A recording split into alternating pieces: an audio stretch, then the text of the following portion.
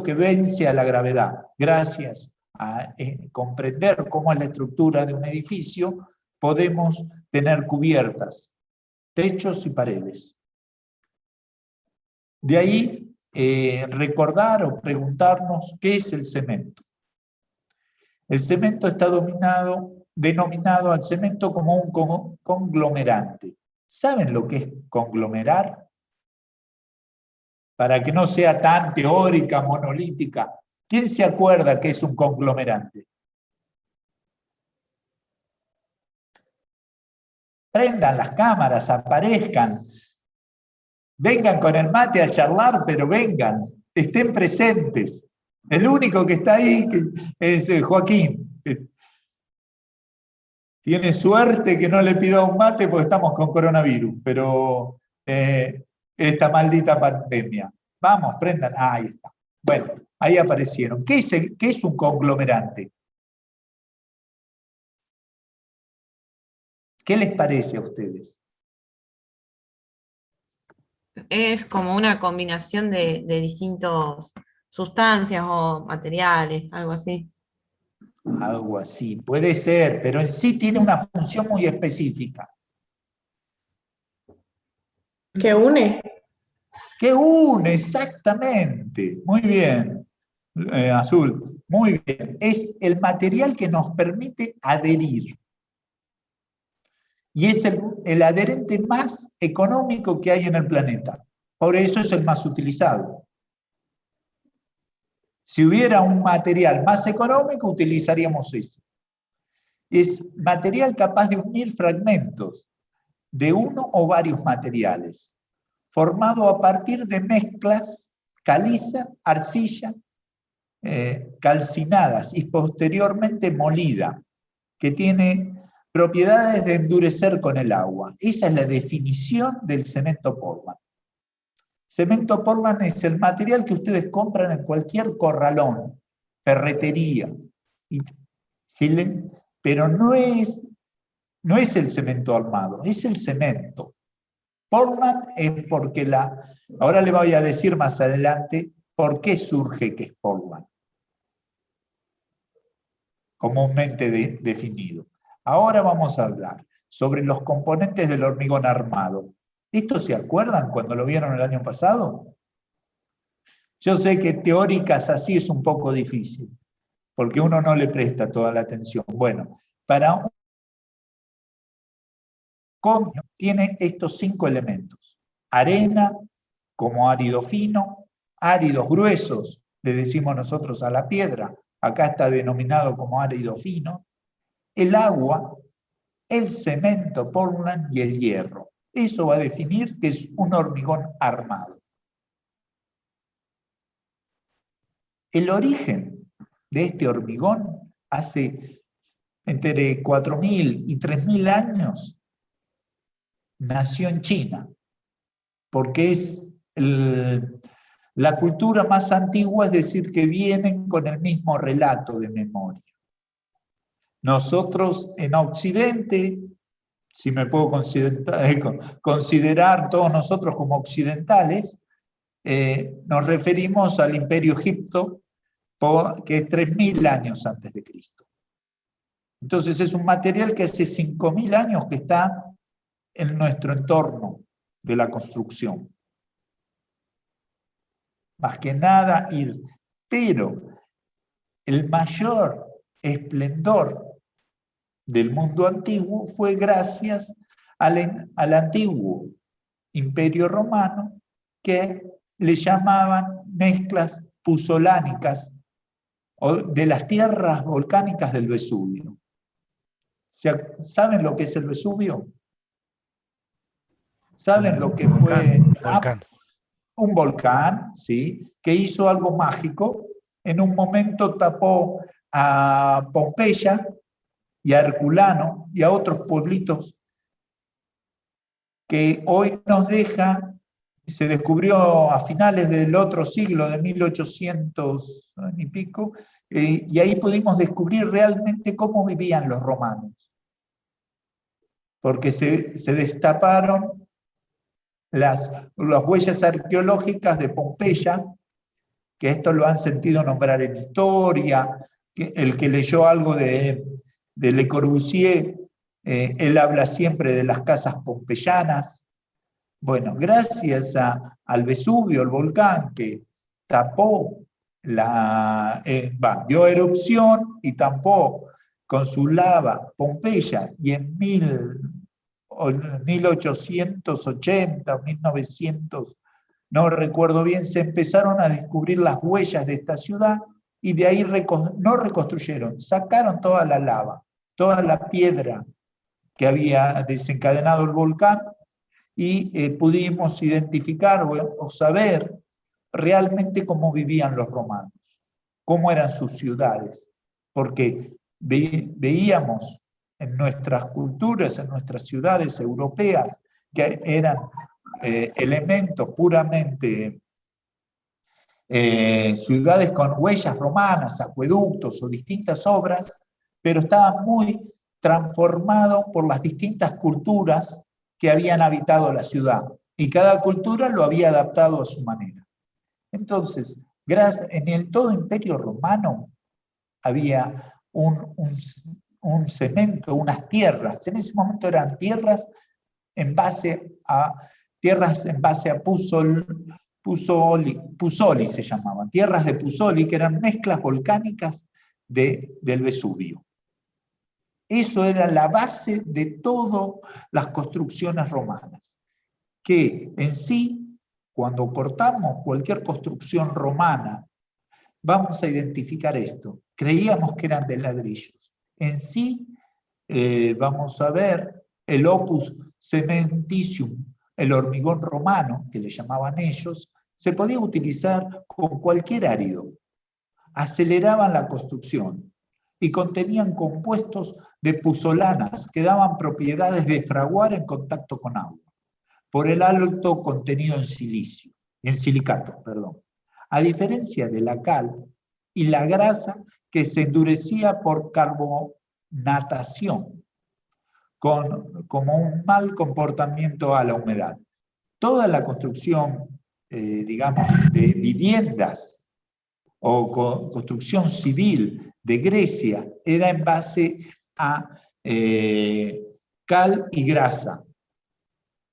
Para cementos áridos, para lugares áridos donde la grasa donde no había humedad, funcionaba muy bien. Cuando empezaron a trasladar esas construcciones a lugares más húmedos, tenían problemas de que la humedad los deshacía. Para ello empezaron a tener mayor vigencia este tipo de cementos. En sí, lo que hacían los romanos, ustedes que ya están construyendo en este momento aquí, y han visto cómo son los encofrados y todos los elementos de estructura, los romanos hacían un encofrado de ladrillo y llenaban con un hormigones en ese momento, con distintos áridos. Entonces, todas las construcciones romanas trabajan a la compresión. ¿Hasta ahí me siguen? Bueno, del Imperio Romano hasta la Revolución Industrial no cambió el sistema de construcción. Se dejó de utilizar los hormigones en las catedrales góticas porque se empezó a trabajar por talladura de piedras. Pero hasta 1756, John Seton obtiene los primeros morteros obtenidos por la calcinación de piedra caliza. ¿Ustedes recuerdan qué pasó en 1700?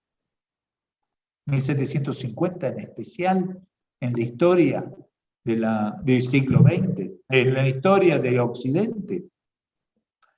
Revolución Industrial. Exactamente, bien, Adrián. Sí, comienza la Revolución Industrial. Entonces, un montón de gente empieza a investigar las distintas formas de poder construir a través de la maquinaria. Entonces empieza a resurgir del estudio de la química y reestudiar todo. Este señor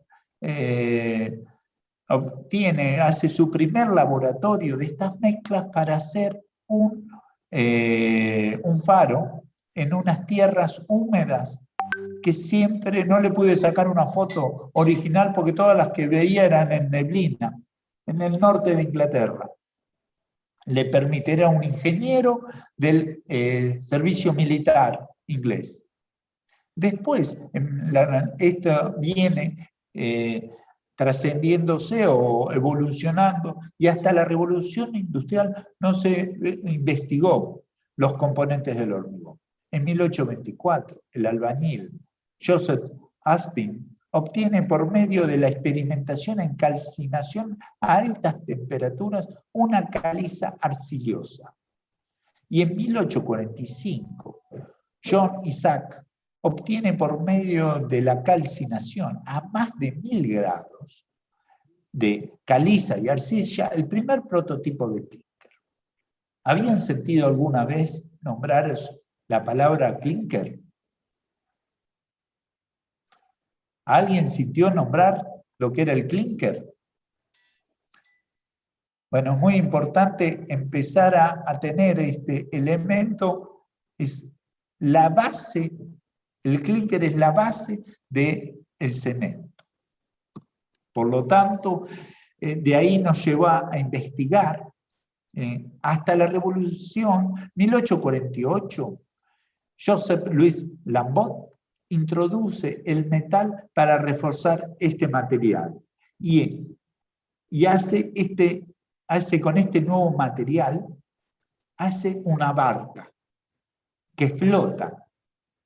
Y si investigan ustedes van a poder identificar que había en el siglo pasado, en 1850, se habían hecho hasta barcos de hormigón armado que flotaban. Hoy lo vemos como un material tan pesado. Bueno, se había investigado y se había realizado. En 1849, estos datos muy bibliográficos, está un señor, que era un jardinero, Joseph Monnier, diseña una maceta en la cual se ubica hierro en su mezcla, hace un canasto de hierro y lo rellena por moldes con este material nuevo, que era el mortero. Y a partir de ahí nace algo. Nace el hormigón armado. Entonces, como vemos, distintos operarios, albañiles, ingenieros, van interviniendo en las materias primas y le van cambiando su forma, van cambiando su materia prima para crear el producto que se necesita. Esto quizás lo conocen a Tony Garnier. ¿Lo han sentido nombrar, chicos? ¿Hoy es la primera vez? Bueno, este señor proyectó la ciudad para 35.000 habitantes en un paisaje montañoso cerca de Lyon, al sur de Francia. En esto, él hizo toda la ciudad con estas casas de hormigón armado. Había diseñado. Es muy importante porque Tony Garnier fue casi el que Le Corbusier se inspiró y estudió para luego hacer sus proyectos de diseño de urbanizaciones de ciudad moderna o contemporánea. Él había diseñado todo con las nuevas tecnologías, los nuevos materiales.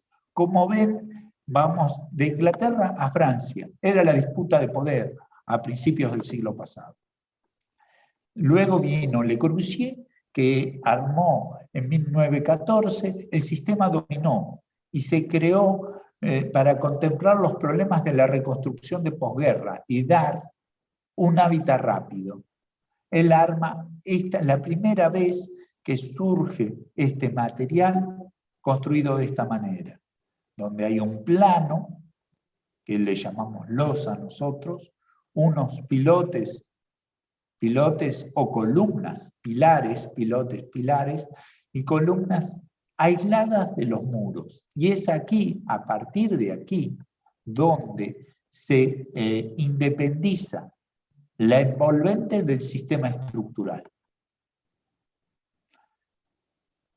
esto es muy importante porque da paso, el sistema constructivo da paso a todo un lenguaje y a todo un sistema de construcción moderna en la arquitectura, que después, acompañado de esto, nos da la representación de las vanguardias en la arquitectura. Pero las vanguardias surgen porque hay nuevos materiales que permiten nuevas soluciones técnicas.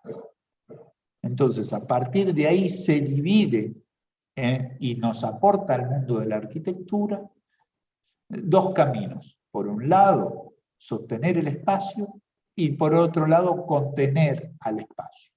Contengo con la envolvente, sostengo con la estructura. De aquí vamos a ver que el hormigón armado tiene demasiado esplendor en Latinoamérica, y en especial como primera obra, o una de las primeras obras de hormigón brutalista, lo que después se llamó como hormigón brutalista, podemos tomar en 1913 a Julio Villamajó en la Universidad de Montevideo, que esta universidad la visitó Le Corbusier cuando vino en el 29 al viaje, y posteriormente la obra magistral de Clorindo Testa con el hormigón visto.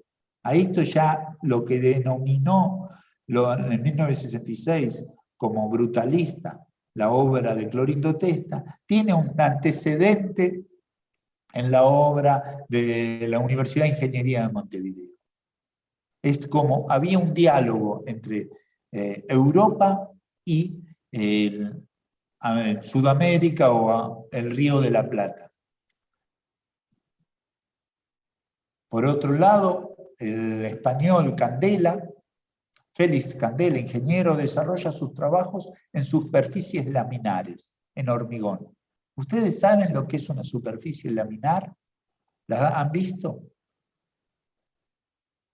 Hoy les doy un montón de nombres, me gustaría que ustedes se animen a googlearlos, a investigar, para descubrir cuáles fueron los aportes de estos ingenieros, arquitectos, porque nos dan pie a ser escalones de nuestra academia de arquitectura, de nuestra base de conocimiento. Candela es uno de los más grandes calculistas, es un calculista español que viaja a Alemania, se forma con las escuelas de ingeniería y de arquitectura alemán, de cálculo matemático, y por problemas de la Guerra Civil Española emigra a México y reproduce en México y en Estados Unidos a través de crear una fábrica de premoldeado, una fábrica de grandes luces de hormigón, una fábrica de una constructora que hay hasta aquí en Bahía Blanca, en las afueras de Bahía Blanca, hay naves o galpones hechos a partir de las obras que él diseñó. Para que tengan en cuenta que toda Latinoamérica compró, utilizó la patente de Candela, y lo de Candela sí se concentró en este tipo de estructuras. Estas son las láminas estructurales. Son unas pequeñas superficies que por forma, con pliegues o curvaturas, se permiten cubrir grandes luces con muy pocos apoyos. Ahí vemos cómo es la construcción de los encofrados y cómo es el colado. El colado es el fraguado del hormigón. A partir de aquí ahora les voy a ir contando otras formas de cómo es químicamente el proceso del hormigón, y para cerrar hay que ver lo que logró Oscar Niemeyer y toda la escuela brasileña con el lenguaje del hormigón, que lo lleva y lo eleva a un nivel casi escultórico como elemento emblemático. Aquí vemos por un lado la ciudad construida por Brasilia y por Lúcio Steinmeier, y el Palacio Alvorada, donde es la casa del presidente, que es en Brasilia. Miren esa escalera que es una lámina plegada de hormigón que se sostiene a sí misma con unos espesores mínimos, o la belleza de esas columnas en el Palacio Alborada, todo con el mismo material. Entonces, el mismo material que veíamos que se podía construir las ruinas romanas o la ciudad romana, ha llegado hasta nuestros días y se ha transformado en una belleza increíble, siempre la misma materia, hasta llegar a este esplendor de hacer la Catedral de Brasilia, con ese pequeños, no solo con láminas plegadas, sino con vigas plegadas, para dar luz a este espacio. Como así también podemos ver hoy en día, hace 20 años atrás, la Iglesia Misericordia de Roma ha utilizado hormigones autolimpiantes para su fácil ejecución. Esto lo hizo Richard Medrien en Roma. Es una de las últimas iglesias realizadas. En Francia, hoy vemos que este material lo podemos tomar como estructuras plegadas. La capilla de Valle-Serrón de Almadén, en lo que es de la arquitectura. Lo tomé como porque no hay columnas, solamente es una lámina plegada que nos va determinando distintos espacios. Esas, sí, vamos a ver ahora cuál es el origen real de este material. En sí se extrae de la cantera, la arcilla, va a una molienda, luego se homogeniza los grosores, se precalienta, se calcina a grandes temperaturas, y cuando se calcina se produce, cuando superan los 1200 grados centígrados, en hornos rotativos se logra las primeras piedras de clinker, este material que ven ahí.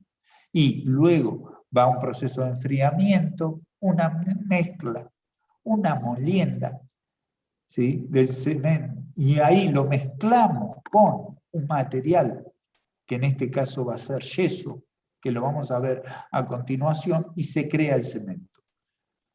Cuando sabemos lo que sí hace el yeso es retarda el fraguado, porque estas piedritas de clinker que ustedes ven ahí, le arrojamos unas gotas de humedad, es decir, de agua, y enseguida se endurece, y no nos da tiempo para poner una mezcla. A través de mezclar de una molienda el polvo del clinker con yeso, se logra los cementos, y luego el almacenamiento. Ese es el proceso constructivo de lograr este material. De ahí, bueno, estamos aquí, de aquí vamos a estudiar bien cómo es la materia prima, qué procesos tiene cuando la materia prima de arcilla, la piedra caliza y la arcilla se calientan, liberan el agua. A 800 grados se descompone la arcilla, y ya entre 800 y 1000 grados empieza la descomposición de la piedra caliza. Cuando se descomponen, es como se pueden asociar de otra manera con la descomposición. Ahora lo veremos cuál es el proceso químico. De ahí salen las primeras componentes iniciales. Cuando hablamos de la descomposición a menos de 1000 grados sobre los 900 grados, es lo que hoy conocemos como la piedra caliza, la cal. Si a esa cal la curamos, es la cal que utilizamos constantemente en nuestras obras, que sirve para los revoques y para la construcción. Por otro lado, vamos a tener, seguimos calentando esta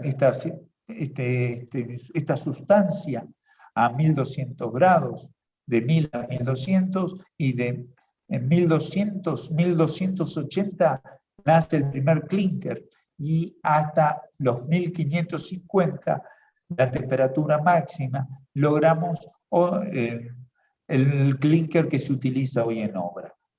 Y a partir de ahí se genera el clinker. Es por ello, y acá les estoy diciendo, que estamos en uno de los materiales más contaminantes o más alejados a la sostenibilidad.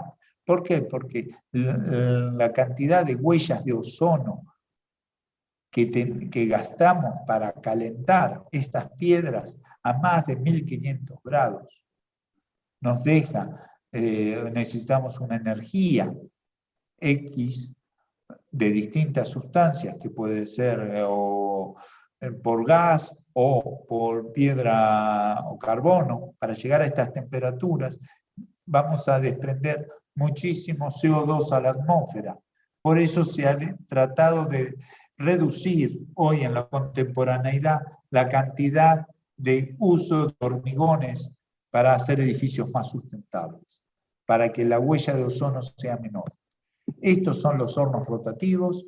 Estamos hablando de que lo que vemos allá al fondo es una pequeña escalerita para que suba 1 o 2 personas, debe tener 1,50 m, y estos son los hornos rotativos y las tolvas que vemos de fondo. Podemos hablar que estos hornos deben tener aproximadamente unos 500 a 600 metros de largo, para que tomen escala cuál es la fabricación de este elemento.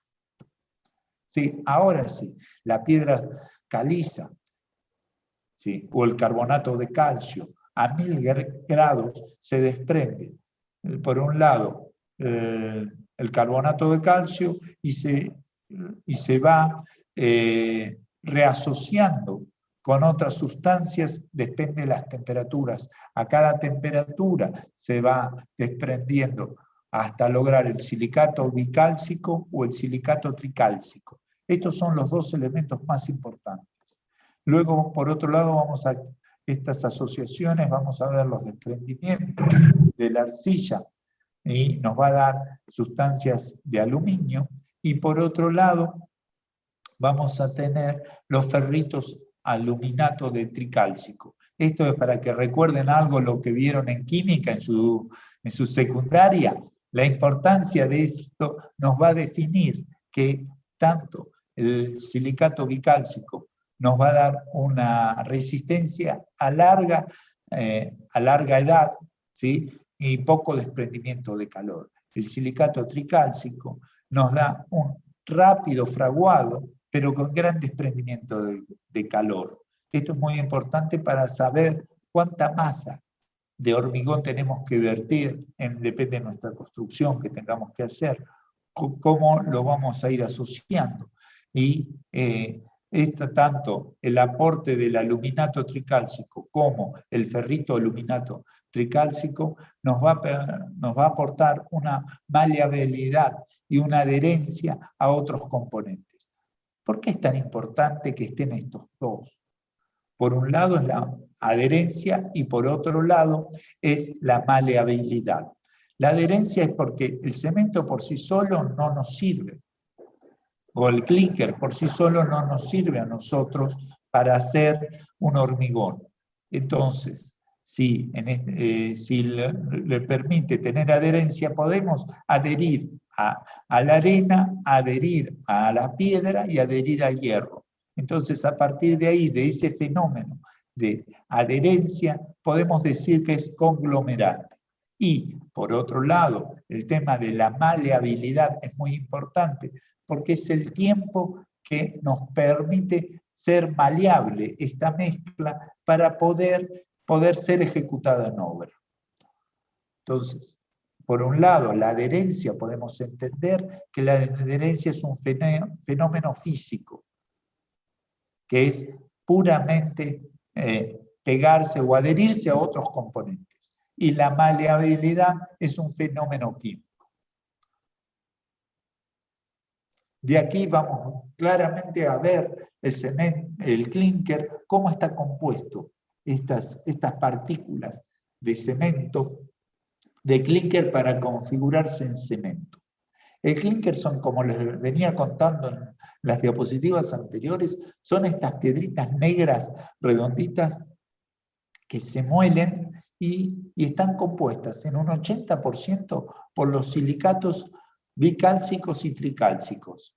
Y si cortamos una molécula de clinker, vamos a ver esto, donde el 80% son los silicatos y un 20% son los fundantes que nos van a dar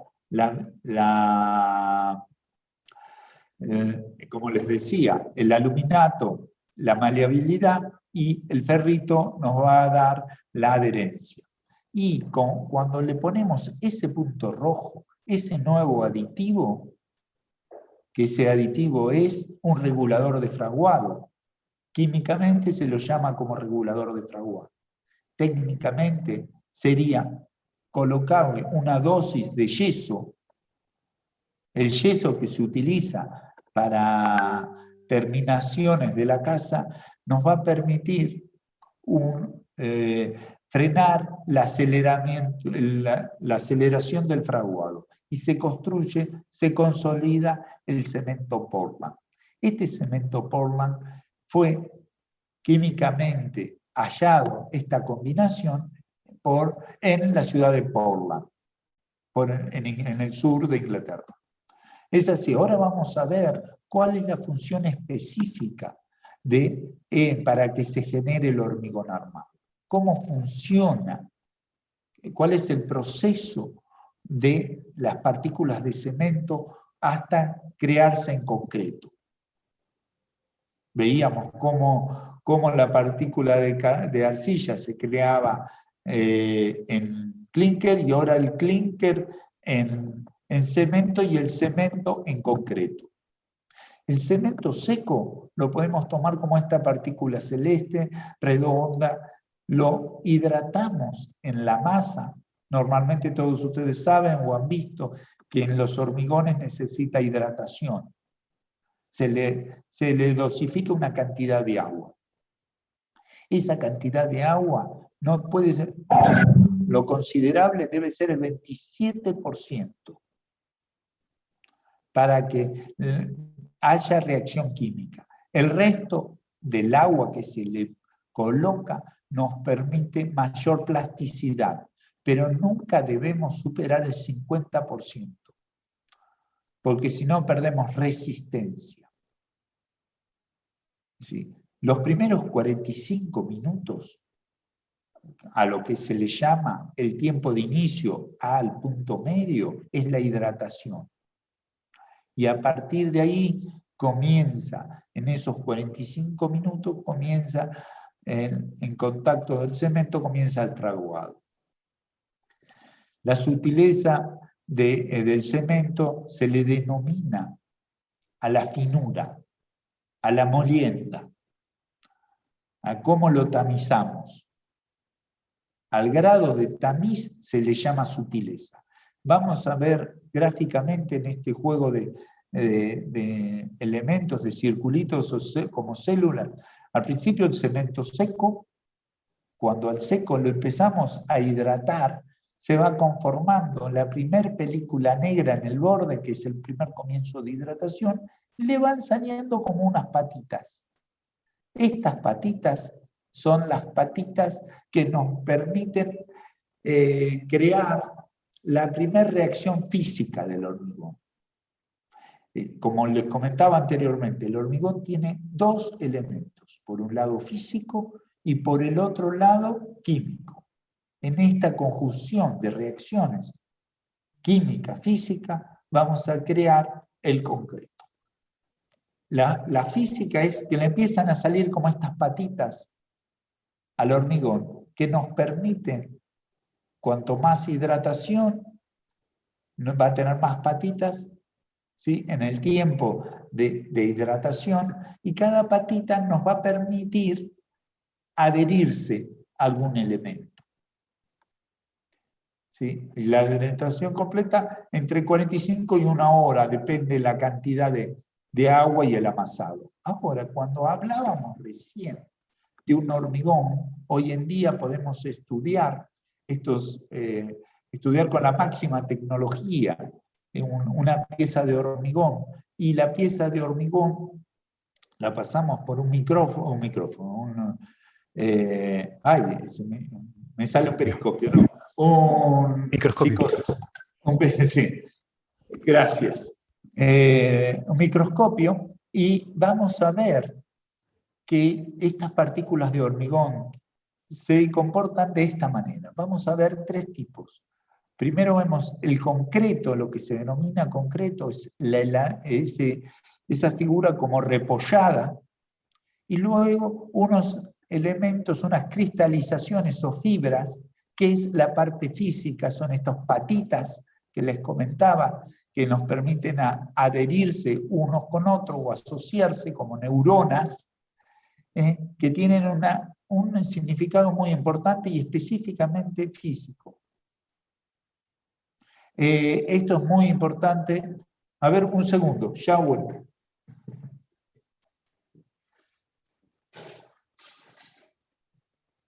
Disculpen, esto es muy importante que lo podamos charlar hoy. Estas fibras nos determinan el componente físico de este hormigón, y luego lo que vemos, las manchas negras, ¿sí?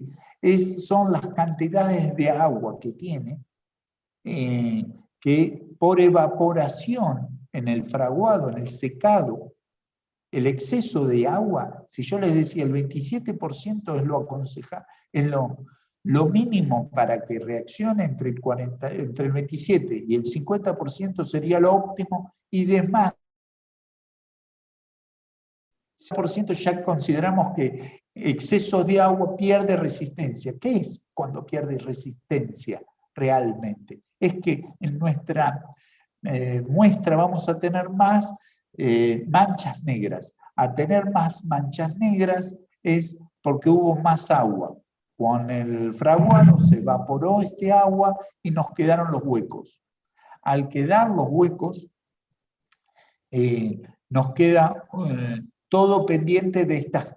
La resistencia va a ser a partir de la resistencia de estas fibras que vemos ahí. Como estas fibras van a ser pequeñas, va a haber pocas porque hay más manchas negras, pierde resistencia al concreto. Entonces, vamos a ver bien el proceso. Volvemos a los iconos después de iniciado el fragüe, los primeros 45 minutos de agua, y se finaliza a las 10 horas el fraguado, a las 10 horas de condiciones normales. Condiciones normales es a un grado de temperatura entre 5 y 30 grados, y 25 realmente. Cuando llega a los 30 pasa a otro problema que ahora lo comentaremos. Esas son condiciones normales. Cuando en las primeras 10 horas conviene no mover el molde, este encofrado, esta pieza, porque no se alcanzó o va a romper estas fibras, este trabajo físico de adherir los otros componentes. ¿Cuáles eran los otros componentes? Si hablamos de un hormigón armado, el cemento adhiere a la arena, adhiere a la piedra y se adhiere al hierro. Si movemos este molde en este tiempo de 45 a 10 horas, vamos a quitarle o le vamos a romper estas fibras. Entonces le perdemos valor de función física. Queda solo el proceso químico de ahí en adelante, que entonces deja de tener resistencia porque le rompemos la adherencia. Eso se ve en las calcinaciones o hidratos de mayor temperatura. Ahora, cuando hay bajas temperaturas, ¿sí? ¿Qué nos pasa? De 0 a 2 grados se frena el proceso químico. Y de menos de 0 grados ya se quema. Es decir, se evapora el agua y no se puede producir el proceso químico en perfectas condiciones. Durante el fraguado se mueve la mezcla y se rompe la cristalización. Las piedras se desprenden y pierde la reacción mecánica. La temperatura es importante de más de 2 grados de temperatura para acelerar el fraguado. Y de menos de 2 se rompe la cristalización. Esto es lo más importante. Más de 30 grados también, que pasa un efecto similar a cuando está a menos de 0 grados. Se congela y se evapora el agua.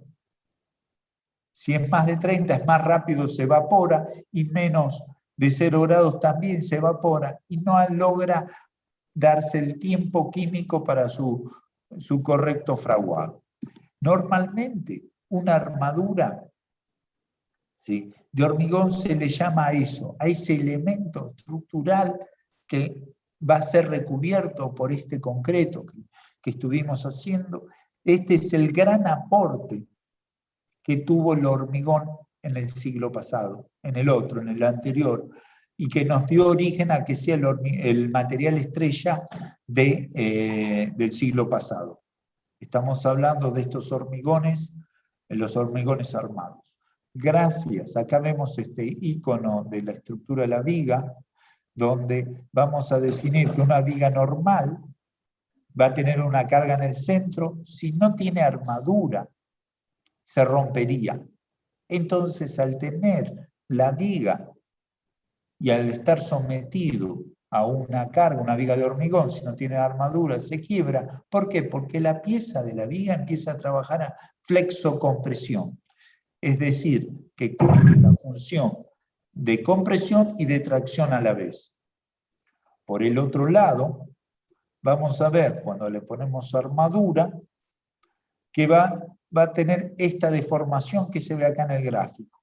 A partir de la carga, esto lo pueden practicar ustedes con una hoja de papel, ¿sí? Una hoja de papel, le ponemos una carga central y se va a deformar. Del lado que se comprime, funciona perfectamente el hormigón como uno de los materiales que mejor resisten a la compresión. Y del lado que tracciona es donde debe estar ubicada la armadura para absorber los elementos de tracción o de estiramiento, para hablar en un vocablo poco técnico.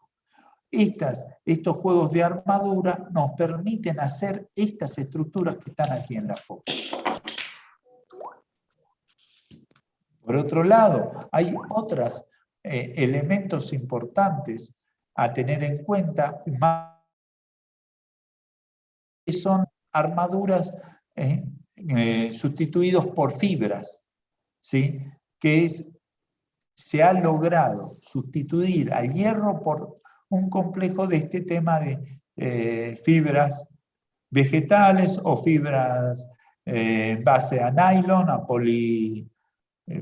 hidrocarburos, polímeros, exactamente, que nos van dando fibrados. Hoy normalmente se está trabajando el fibrado con el armado para componer y compartir la composición técnica. Es aquí que vamos a hablar un poquito de los encofrados. De los encofrados es comúnmente el molde donde va a contener este hormigón. Y hay de distintos tipos. Perdón. Va a haber encofrados, los comúnmente llamados, realizan in situ, que son moldes realizados en el lugar, moldes de un material blando, fácil de manipular, como es la madera, como vemos comúnmente en la foto de nuestra izquierda, donde luego veremos las cajas, pero todo es requerir molde, crear un molde. El segundo forma es moldes o modelado en taller, que pueden ser los moldes metálicos, y la reutilización parcial o total de cuando son los moldes metálicos, casi no hay desperdicio. Cuando trabajamos en madera hay un gran desperdicio de materias primas. Y cuando trabajamos en encofrados metálicos, no hay casi desperdicio, muy inferior a menos del 10%. Y luego tenemos otro tipo de encofrados, que son los encofrados textiles, que es lo que vemos en la foto de la izquierda. También todo encofrado tiene que tener un material portante, tiene que estar calculado para sostener la masa líquida que estamos tratando, es este cemento que va a pesar 2,6 toneladas por metro cúbico.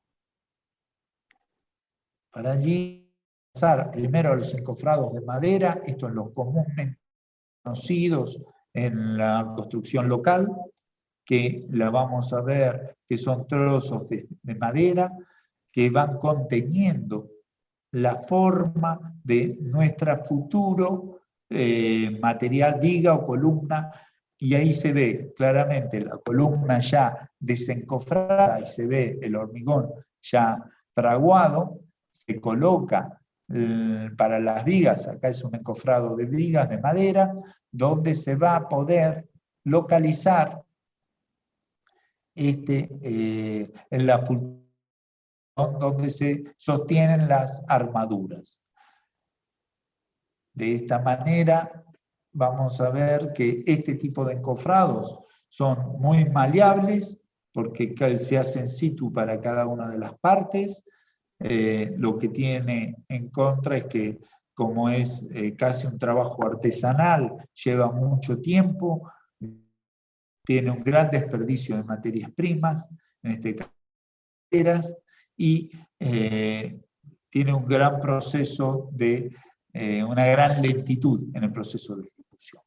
En cambio, tenemos los encofrados metálicos, como en este caso está este operario con una calificación más técnica que los anteriores, donde vamos a identificar que va a tener que estudiar cómo es la pieza, cada uno de los moldes de esta estructura, que la va maclando o enganchando para que no se vean las fisuras, y se le suele poner a estas chapas pintadas con una pintura que es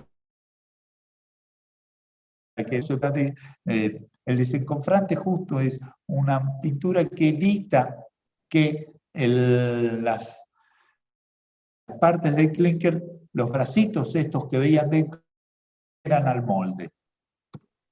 Y por último, están estos encofrados textiles que hoy se están utilizando mucho en construcciones de alta tecnología, donde por ser un encofrado y una confección del encofrado de alta tecnología, como también la mano de obra tendrá que ser de alta tecnología. Por la textura que se quiere lograr aquí, el de encofrados de goma, y tiene esos pliegues para lograr estos hormigones. Este es el hormigón definitivo. Y como último elemento, lo que se está aplicando y se está investigando en laboratorio hoy, distintos suplementos en base de grafeno, que ese sí puede ser estrella de este siglo, ¿sí?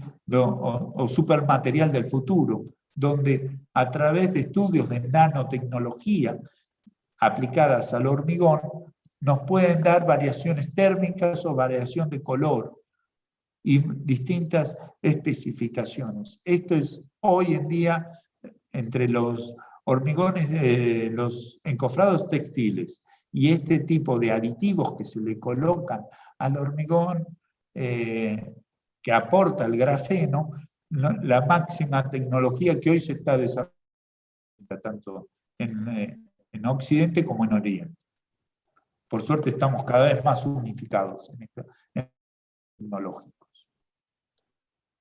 Y por ahí vamos a cerrar aquí la primera clase teórica. Esto fue la anterior.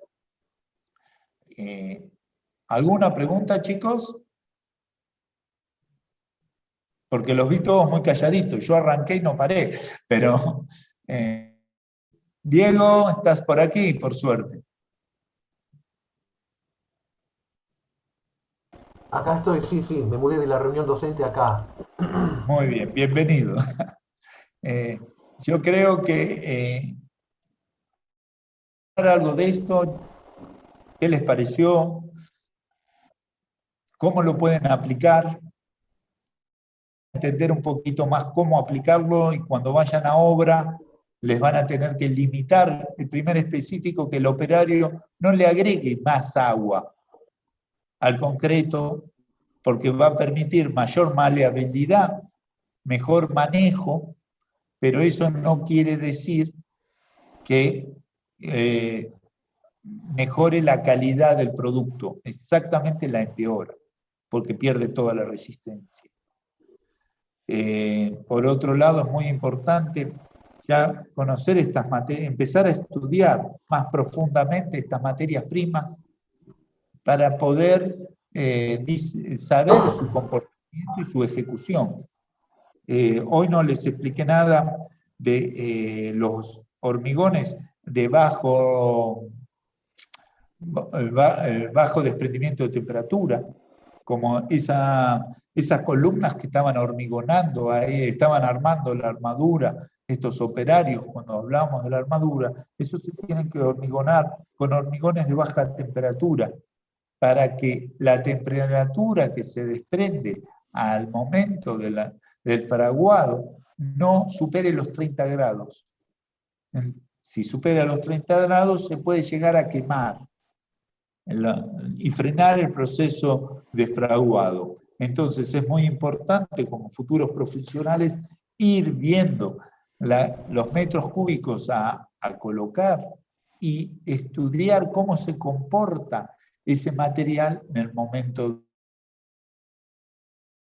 Si vemos que es una gran masa de hormigón, siempre es recomendable estar testeando la temperatura o los estudios térmicos de cómo va a variar en el proceso del colado. Si he visto construcciones en Francia con hormigones casi abajo cero, construyendo y habían calentado la piedra para que la piedra en el proceso del armado del proceso químico se haga un hormigón a una temperatura superior a los 2 grados, para que se haga un correcto fraguado. Para lugares fríos, para lugares cálidos o para días cálidos, es importante ver que no supere los 30 grados, no el día, sino el proceso químico. A nosotros estamos solo hablando del proceso químico del que estamos desarrollando. Por otro lado, no alcancé a decirlo, pero es muy importante que para los fraguados de hormigón, la mejor estabilidad es el agua, que fraguan bajo agua y es lo que contiene una temperatura constante. Una vez que eso es increíble, porque para la generación veíamos que el hormigón, cuando se le ponía más agua, se producía podía producir hormigón, llegue a expandirse o a convertirse en nada, a quemarse por el exceso de agua. Una vez que se hizo el fraguado, el tema del curado del hormigón se cura bajo agua. Ese es el curado más estable. Esto lo podrán ver en algún laboratorio y si podemos entrar en algún momento en los laboratorios de desarrollo de materiales de la Universidad del Sur, podremos identificar estos pasos esenciales en el hormigón. ¿Alguna pregunta, chicos? ¿Cómo estamos de tiempo? Tenemos un rato.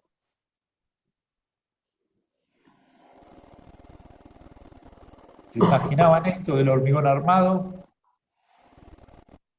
Los maté a todos, quedaron knockout. Ni uno prende la cámara. Bueno, yo creo que vinieron unos cuantos. ¿Quién quiere comentar algo? Claudio. Yo, Diego.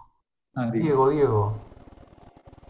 No sé si se me escucha bien. Hace algunos años me contrataron para la reforma del Hotel Hyatt, lo que luego fue el Four Seasons. Lo había comprado un jeque árabe y como tenía nenes chiquitos, la piscina que estaba entre una vieja casona y el gran edificio, quería achicarla, la altura. Era llenarla de hormigón hasta que queden 90 centímetros. Sin embargo, la piscina estaba suspendida y debajo había 4 entrepisos técnicos y no había lugar para reforzar la estructura. Vinieron unos tipos de California, limpiaron el fondo de la piscina que estaba a la vista, uno podía acceder, y le pegaron unas tiritas de fibra de carbono, pero algo que parecía un papelito. Tardaron una semana en pegar 3 tiritas a lo largo con un epoxi especial y pudieron rellenar la piscina y luego con hormigón, pero con toneladas de hormigón para achicarla y esa fibra de carbono luego podía soportar una cantidad increíble de peso porque estaba soportando la tracción, mientras que el hormigón simplemente absorbía la compresión. ¿Sí? ¿Lo vieron? Ya se está sustituyendo el hierro por fibras de carbono en distintas, y eso ya es un trabajo de patología. Es como reutilizar una vieja estructura de hormigón, reforzarla con fibras. En este caso, fibras de carbono o fibras de hierro cuando le ponen anclajes o fisuras. Eso cuando ya se estudie más en detalle cómo trabajar sobre el patrimonio o en obras existentes. Hoy lo que intentamos hacer es dar un concepto general y desde la materialidad, desde la materia prima, su nacimiento y sus 2 funciones, física y química. Entonces ustedes el día de mañana, cuando estén dirigiendo una obra, ya van a poder decir los pros y los contras con este es con cierto valor crítico, porque van sabiendo los límites de nuestro trabajo. Límites de saber, si pasa tal temperatura, hasta ahí hay un escenario. Si hay otro escenario, si trabajo con otro encofrado, ¿cuáles son los límites para trabajar? Y cada límite tiene unas reglas, unas condiciones de uso y un compromiso. Eso es lo más importante que tienen que tener en cuenta. Como cada límite gráfico es lo mismo que un límite espacial. En cada espacio tiene unos límites de comportamiento. ¿Me explico? Es una forma de comportarse. A partir de ese límite tiene otra forma de comportarse para su correcto uso. Que ese mismo pensamiento sirve para la arquitectura como para la ejecución. Y ahora hay que estudiar mucho hormigones autolimpiantes, que es nuevo elemento. ¿Por qué? Porque la mayoría de las ciudades están desprendiendo muchísimo hollín por el uso del transporte público o el transporte de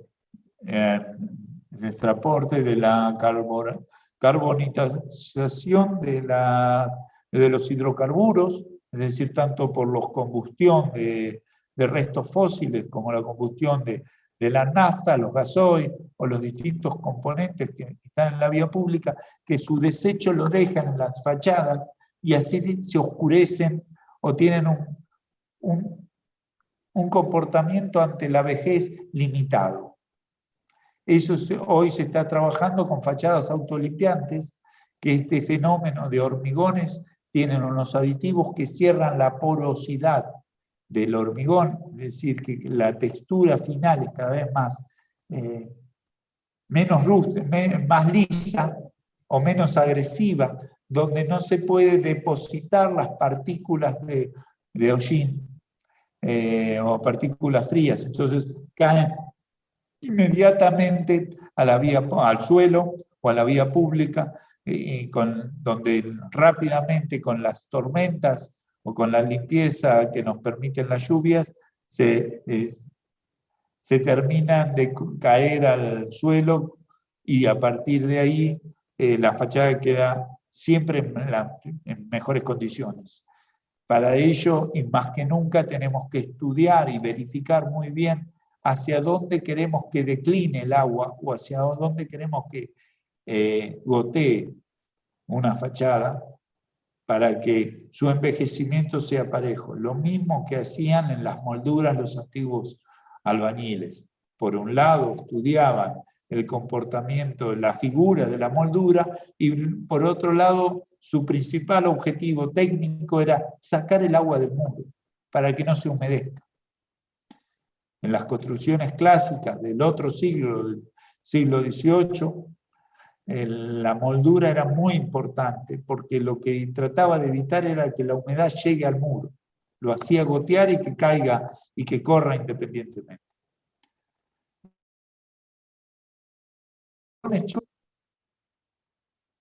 ¿Alguna pregunta sobre el trabajo práctico que estamos desarrollando? Yo tengo dos preguntas. Si las clases que estabas dando la otra vez y la de hoy la vas a subir al Moodle, porque quería ver la de la anterior por un tema y no la pude encontrar. Bueno, si te metes, todos los chicos vieron que esta clase se separó por paradores de construcción de edificios. Cada una tenía un máximo de 15 minutos y están subidas en el canal de construcción. Ah, listo. De que tendrá 3, 4 datos menos o un vocabulario diferente porque las preparé para el año pasado, pero para no repetirme con el canal, los canales de YouTube no te permiten repetir la información. Te hace un chequeo en diagonal y no te permite superponer la obra, porque creen que es plagio. Entonces tiene un filtro ahí, un logaritmo, no lo permiten. Entonces, la pueden chequear en el canal de Construcciones 2, está ahí.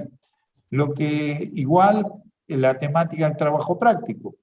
El trabajo práctico consiste en analizar, ahora están todos ustedes en la etapa de análisis del edificio, donde el edificio es un edificio en altura, como la máxima construcción del siglo pasado, donde lográbamos o se estudiaba este comportamiento, ¿cuál es el aporte del arquitecto? Ustedes están puramente ahora concentrados desde la construcción a analizar el objeto. ¿Cuál es el aporte del arquitecto que lo hizo? ¿Qué aportó al sitio? ¿Qué aportó al proyecto? ¿Y qué aporta a la materialidad? Del hecho consolidado, ustedes están trabajando como puros observadores de la pieza arquitectónica. Entonces analizan lo que ven. Como ya son alumnos de tercero, ya saben reinterpretar una trama urbana, o deberían, o por lo menos reconocer el lleno y vacío, reconocer todos los lenguajes de flujos de movimientos, circulaciones, por donde accede un vehículo, por donde accede el peatón, son todos flujos de movimientos. Eso es muy rápido de hacer y creo que ustedes en una semana, chequeando con la información que hay en Google, de cualquiera de los edificios que le tocó, podrán identificar. Una vez que esto está resuelto, bueno, el proyecto, van a seguir la ficha, rápidamente van a estudiar el uso, dónde es cada función de uso. Si es un edificio de viviendas, sabemos que cualquier edificio va a tener un hall de acceso, un lugar para ubicar los coches, cómo está subdividido el programa de ese edificio, siempre como observadores externos. ¿Qué es lo que hay? ¿Cómo fue resuelto el programa en ese edificio? Puramente el rol de turista, voy a conocer. ¿Cómo es la estructura? ¿Qué es lo que conocen de la estructura de lo que ven en plano? Si es aporticada, si es a núcleo, ¿qué es lo que se ve a simple vista? Una vez que logran eso, pasaremos a la segunda etapa. Y como tercer paso, ¿qué materialidad eligió el arquitecto para las áreas estructurales, para las áreas exteriores, para las áreas interiores. Es decir, las dos caras de la envolvente. La estructura, la cara interior y la cara exterior de ese edificio. La materialidad en sí. De ahí vamos a ver que la materialidad está dividida de dos elementos. Materiales envolventes y materiales portantes. Los portantes va a ser nuestra estructura, que en la mayoría de los edificios es hormigón armado o mixta, hormigón y hierro. Hormigón armado y hierro. Depende del caso, según la torre, como veíamos en la clase anterior, los edificios, cuanto más altura tienen más una combinación de distintas materias primas. Por un lado vamos a tener los hormigones, las estructuras combinadas de hormigón y metal, o solamente hormigón. No sé cuál es el caso de vuestros ejemplos. Hay de todo, hay hasta combinadas con ladrillo, como el edificio de Rogelio Salmona, como la máximo desarrollo de la construcción en altura, con gran aporte del ladrillo. El ladrillo en ese caso no es estructural, pero sí sirve de envolvente y sí comporta en algunos lugares para transmitir ciertas cargas menores a la estructura principal, a las columnas principales. Eso lo van a estudiar cada uno. La primera parte del trabajo práctico es eso. Simplemente poner en 3 láminas, lámina de entorno, todo lo que saben de entorno, lámina de proyecto, todo lo que saben de proyecto, y lámina de materialidad, todo lo que se ve y que se sabe, que descubre simplemente sin analizar. La segunda parte del trabajo es, ustedes son parte del despacho que realizó la obra y les toman las fotos del edificio como si fuera un render. Y las plantas, como son parte del trabajo de Saja o del despacho de Rogelio Salmona o cualquiera de los despachos, ustedes son parte, ahí vamos a pedir su conocimiento como arquitecto de identificar y decidir cuál va a ser la estructura del edificio. Y ahí sí, a esa estructura le vamos a pedir que armen una maqueta, simplemente una maqueta en SketchUp del sistema estructural del edificio. De todo el edificio, hacen solamente la maqueta de la estructura. Si tiene 15 plantas, hacen la columna de 15 plantas con las vigas por donde van. Vamos a identificar cuáles son sistemas porticados, cuáles son el sistema envoladizo y por dónde va el sistema de nube. Claudio, te hago una pregunta. Cuando dijiste lo de las 3 láminas, una cada una, ¿sí o sí tiene que ser una de cada una? No puede, la del sitio, cuando la empezamos a hacer, como que nos dimos cuenta que en una hoja 3 quedaba todo muy chico. O sea, bueno, no podemos... Yo digo, cada lámina como un tema. Si necesitas en 2 a 3 para explicar el sitio, 2 a 3 para explicar el proyecto y 2 a 3 la materialidad, perfecto. Eso es, pero aquí hay que ser muy astutos. Acá les pido su máxima agudeza. No pido que redujen todo. Pido que concentren toda la información en 2 o 3 láminas del sitio. Sí que las separen como arquitectos. Esto es suponete sitio. ¿Cómo veo el sitio? Morfología del sitio, flujo de movimientos, las condiciones del sitio, las condiciones, lo que aporta el proyecto al sitio, el espacio creado por el arquitecto, qué aporta a la ciudad, eso como conclusión.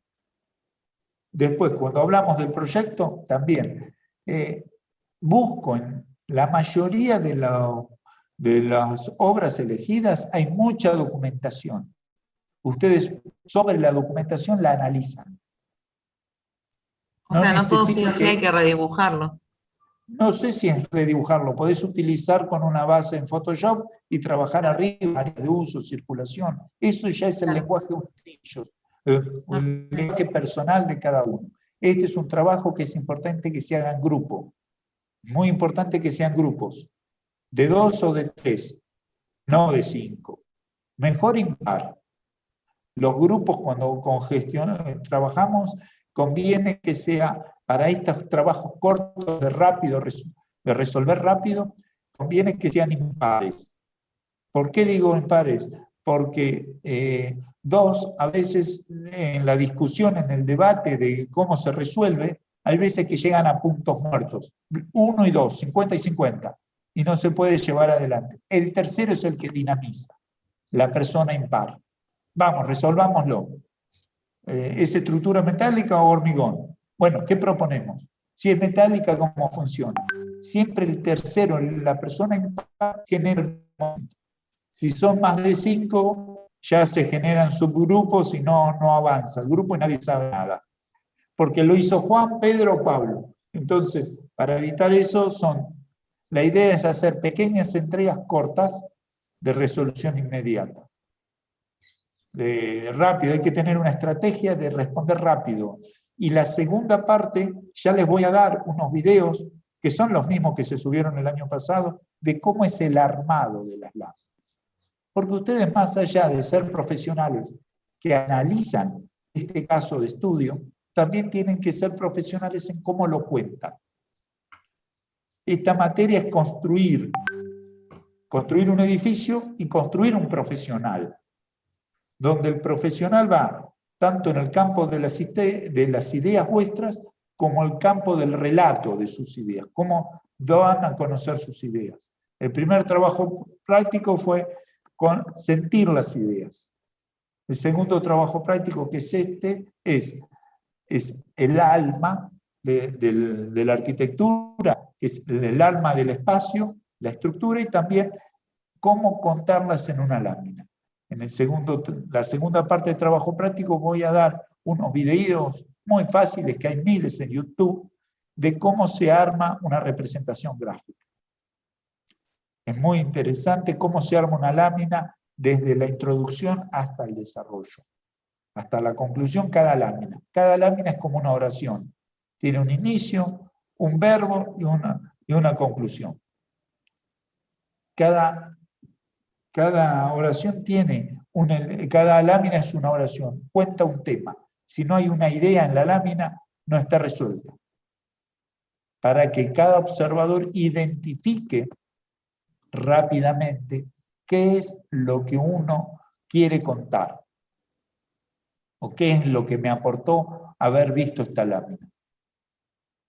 Ustedes arman la lámina, tienen que pensar del lado del observador, en este caso, cualquiera de los ayudantes o yo, cualquiera, podemos identificar qué me quieren contar, no cuánto trabajaron. Ya es obvio que trabajaron porque ya están en tercer año de arquitectura. Eso ya es descontado. Acá lo que es, ¿qué me estás transmitiendo? A todos. ¿Qué están transmitiendo al hacer ese dibujo?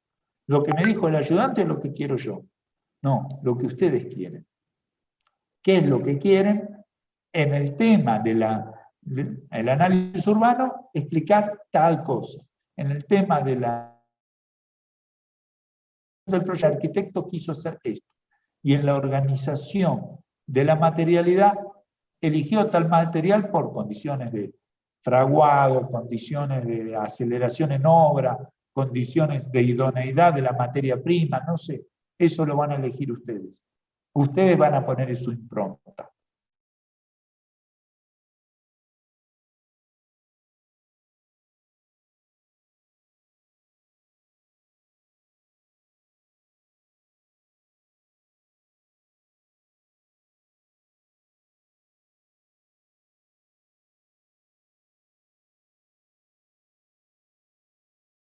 Para que así ya cerramos este círculo. Por eso en muy poco tiempo le damos muchísimos datos y le pedimos que sean muy astutos de corregir todos los días en clase. ¿Esta primera etapa cuándo se entregaría? Esta primera etapa se los damos esta noche, lo vemos en el Moodle, porque la fecha está en el cronograma inicial. Sí, dice este viernes, pero medio corto, una sola corrección. Pero es un análisis, son 2 Claro. clases. 3 en sí se les dio. El tema el otro día, la clase pasada se corrigió y esta. Y ustedes, es un análisis de arquitectura, no es mucho más. Todo, es cortar papeles, pegarlo en una lámina y analizarlo. No le pongan rehacer todo. Lo que pasa es que hay que tomar la astucia de responder rápido. La idea era este viernes. Ahora quizás lo modifiquemos, pero ustedes prevean que es este viernes. Si lo modificamos, les decimos. Pero la idea es, ¿por qué era este viernes? Para no superponer con otras entregas de otras materias, sean taller o sean otras materias de otros años.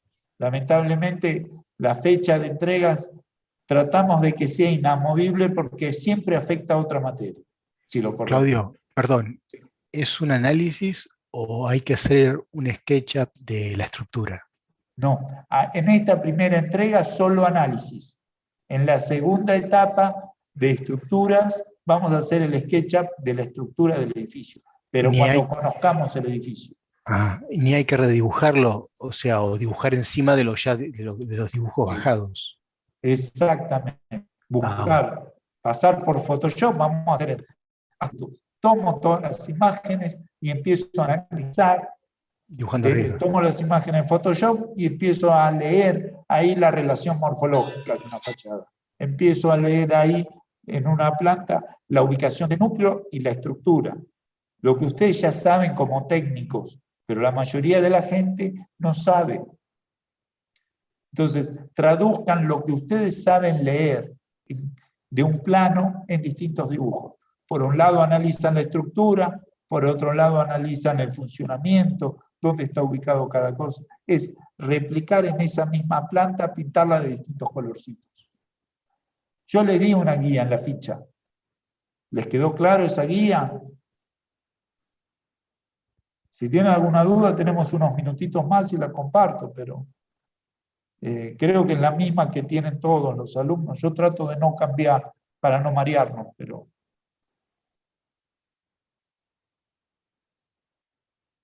A ver si... Voy cerrando algunas cosas. Ahora tenemos construcciones de edificios. Diego, ¿alguna duda? ¿Mariel está por ahí? No, Mariel creo que están corrigiendo los TP1. Sí, no, la vi que entró en un rato, por eso. No sé qué pasó. No la veo acá. No, tal vez ya salió y se fue. Construcciones de edificio 2021. Bienvenido.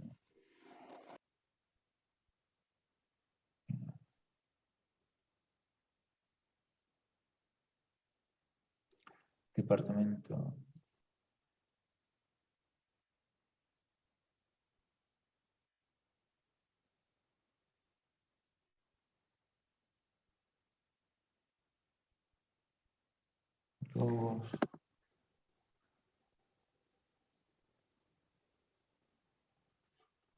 ¿Dónde está el tema?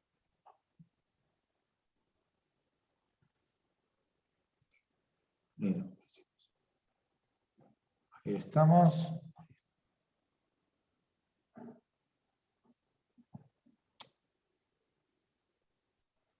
No, esperen que abrí otra cosa.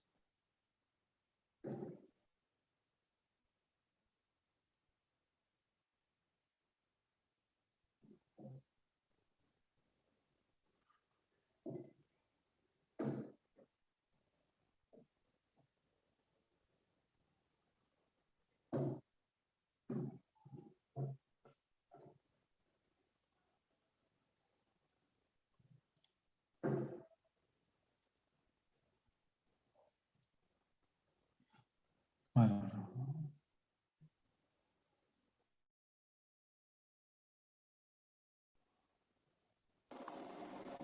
Todos ustedes tienen a ver, ya les comparto la imagen del Zoom.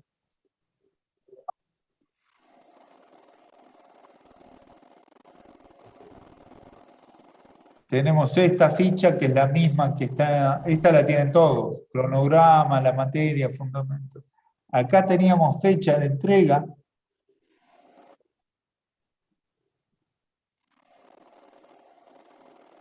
Estructuras. 29/4, obras. El martes que viene tendremos la entrega final, es el 20/5.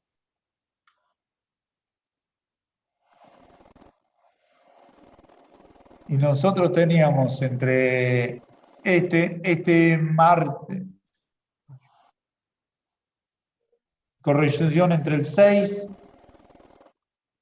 y el 7 era la fecha de la entrega, la primera parte.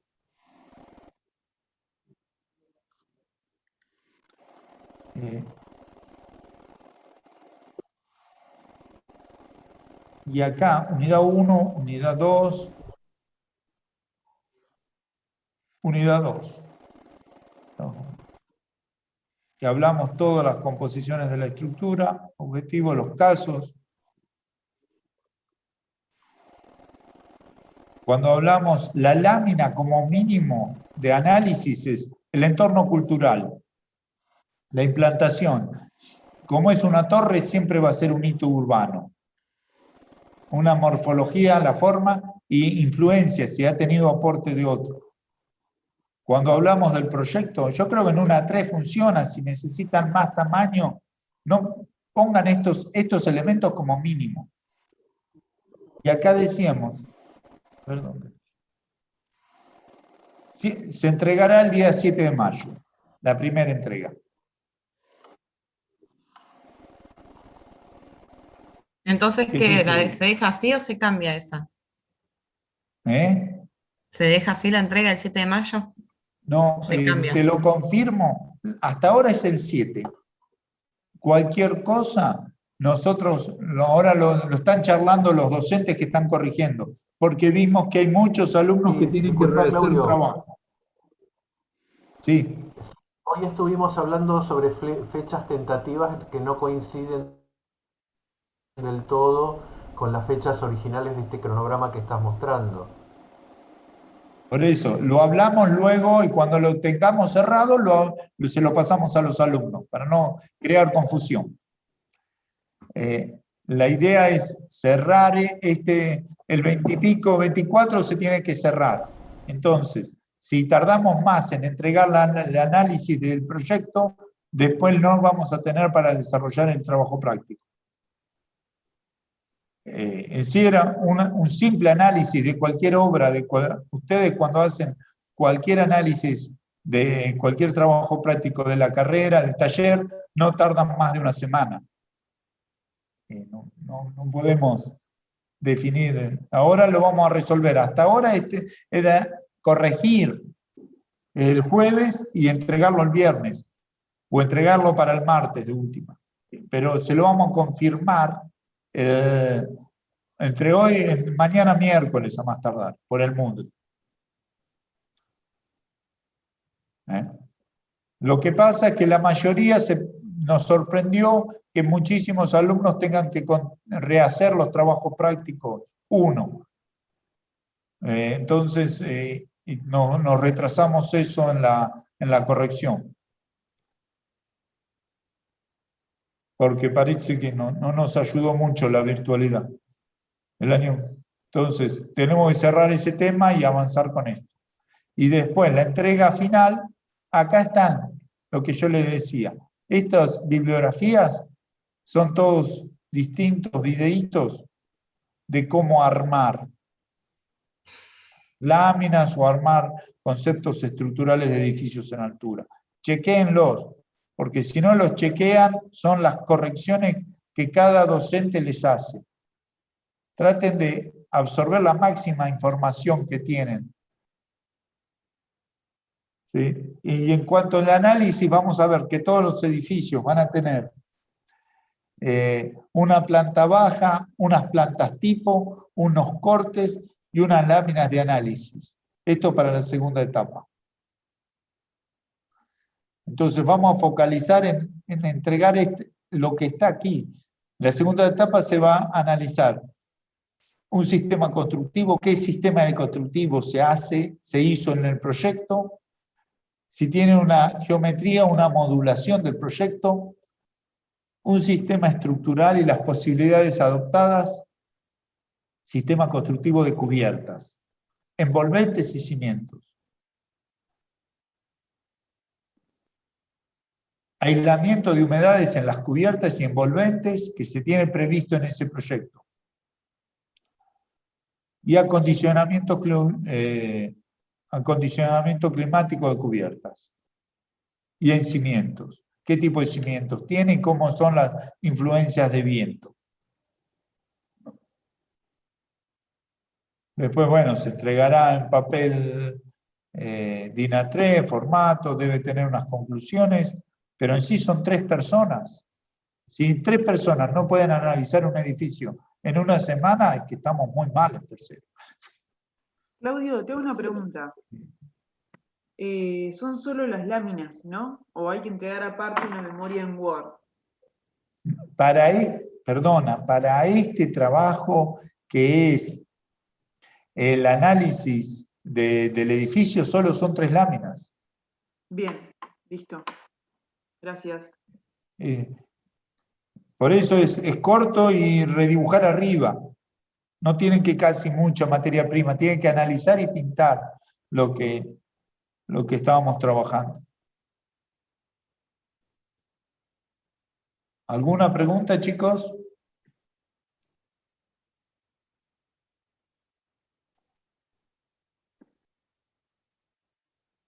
Bueno, tienen 15 minutos. Sí, a ver, contame, ¿quién quería contar algo?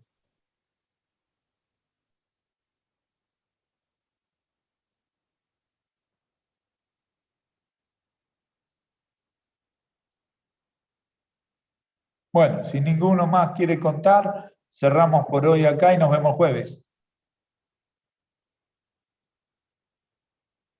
Listo, gracias. Listo, Buenísimo, chicos. gracias. Gracias. Jueves. Chao, hasta luego, gracias. Chao, hasta el jueves.